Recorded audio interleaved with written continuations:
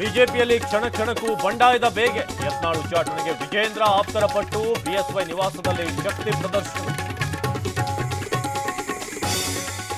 ಯತ್ನಾಳ್ ಹೆಗಲ ಮೇಲೆ ಗನ್ನಿಟ್ಟು ಗುಂಡು ಹಾರಿಸುತ್ತಿದ್ದಾರೆ. ಅವರೇನು ಅಂದ್ಕೊಂಡಿರೋದು ನಡೆಯಲ್ಲ, ಅಧ್ಯಕ್ಷ ಸ್ಥಾನ ಬದಲಿಸಲಾಗಲ್ಲ ಎಂದ ವಿಜೇಂದ್ರ.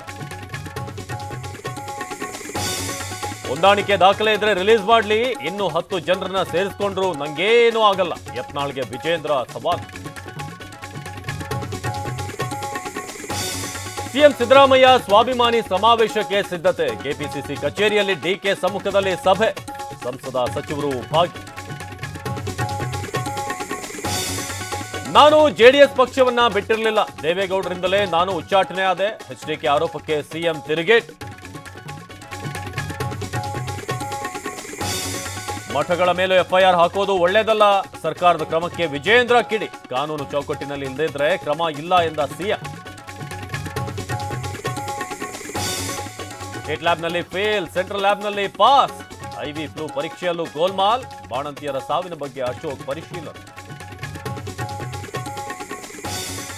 ಆಸ್ತಿ ತೆರಿಗೆ ಬಾಕಿ ಪಾವತಿಗೆ ಪಾಲಿಕೆ ನೀಡಿದ್ದ ಓಟಿಎಸ್ ಅಂತ್ಯ. ಈವರೆಗೆ 4284 ಕೋಟಿ ತೆರಿಗೆ ಸಂಗ್ರಹ. ಟ್ಯಾಕ್ಸ್ ಕಟ್ಟದವರಿಗೆ ಅವರ ವಿರುದ್ಧ ಕ್ರಮಕ್ಕೆ ಸಜ್ಜು.